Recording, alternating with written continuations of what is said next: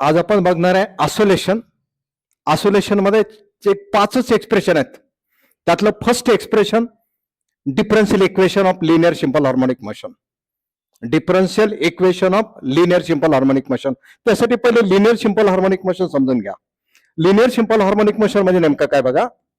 हा simple pendulum आहे, बरोबर.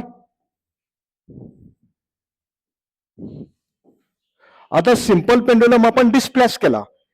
याला म्हणायचं मीन पोझिशन, याला म्हणायचं एक्स्ट्रीम पोझिशन. मीन पोझिशन पासून एक्स्ट्रीम पोझिशन कडे सिंपल पेंडुलम किंवा पार्टिकल किंवा बॉडी किंवा ऑब्जेक्ट काय केला, डिस्प्लेस केला. म्हणजे हे काय झालं, डिस्प्लेसमेंट.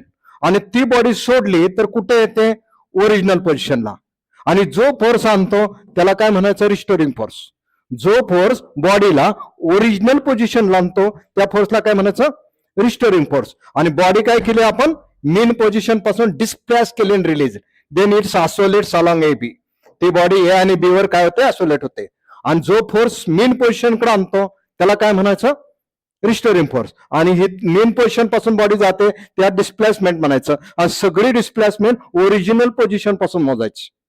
आता बघा, आणि ही मोशन कसले, पिरियडिक मोशन आहे बघा.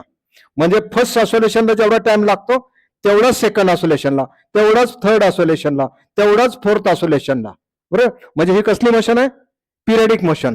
आता डेफिनेशन बघा पहिली लिनियर सिंपल हार्मोनिक मोशनची. काय बघतोय आपण पहिल्यांदा, लिनियर सिंपल हार्मोनिक मोशन. बघा ही मोशन कशी आहे, पिरियडिक मोशन आहे. कसली मोशन आहे, पिरियडिक मोशन. म्हणजे फर्स्ट आसोलेशन साठी जेवढा टाइम लागतो तेवढाच सेकंड आसोलेशन, तेवढाच थर्ड आसोलेशनला. त्याला ही कसली मोशन आहे, पिरियडिक मोशन आहे. इथे बघा पार्टिकलला फोर्स कुणीकडे, मेन पोझिशन कडे. आणि इकडं काय होतंय आपलं, डिस्प्लेसमेंट. आणि इकडं बघा, म्हणजे हा जो फोर्स आहे तो कुणीकडे आहे, mean position. Force is directed towards mean position and magnitude of force is proportional to displacement from mean position. आणि याला काय म्हणतोय आपण, लिनियर सिंपल हार्मोनिक मोशन. काय म्हणतोय, लिनियर सिंपल हार्मोनिक मोशन. म्हणजे काय सांगितलं बघा, it is a periodic motion. It is a periodic motion in which force is directed towards mean position and magnitude of force is proportional to displacement from mean position. Displacement वाढलं, force वाढेल. Displacement कमी झालं, force कमी होईल.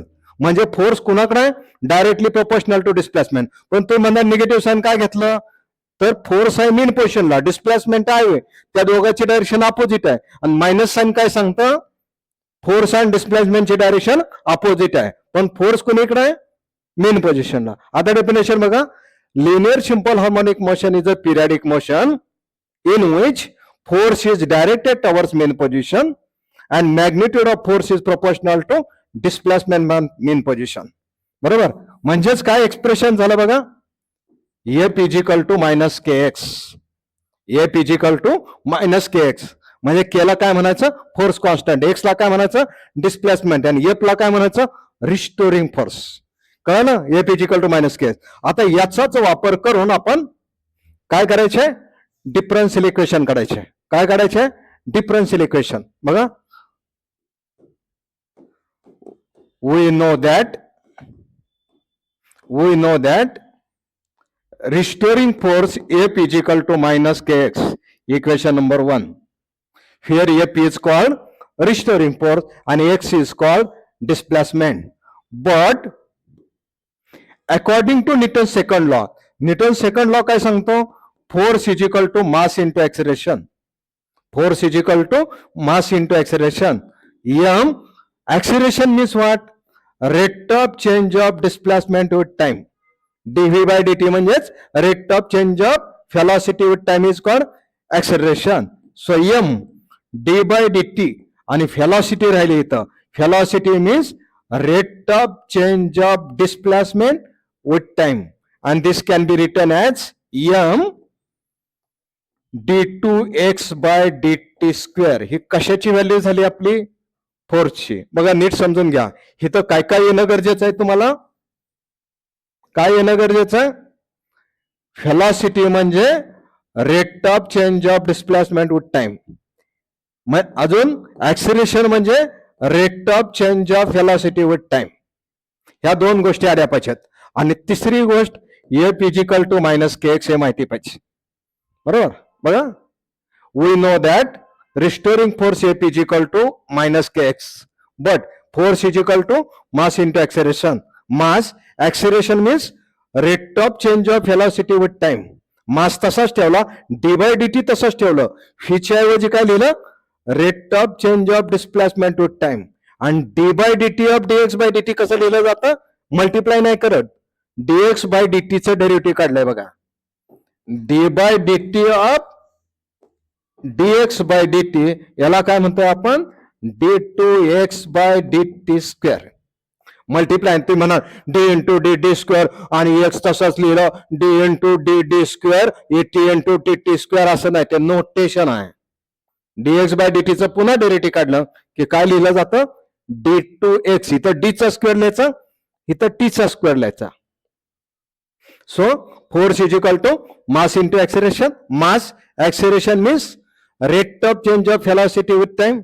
M तसाच, D by D T तसाच. Phi म्हणजे DX by D T आणि D by D T of DX by D T D two X by D T square. आता ही फोर्सची व्हॅल्यू कुठे ठेवा, इक्वेशन नंबर 1 मध्ये. काय करा, put F is equal to M D two X by D T square in equation 1. बघा, ही फोरची value इथं ठेवा. कुठं ठेवा, इक्वेशन नंबर 1 मध्ये.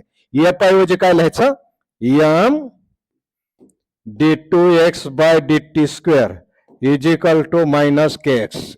कळलं, मायनस के एक्स लेफ्टला ना, M D two X by D T square plus K X is equal to 0.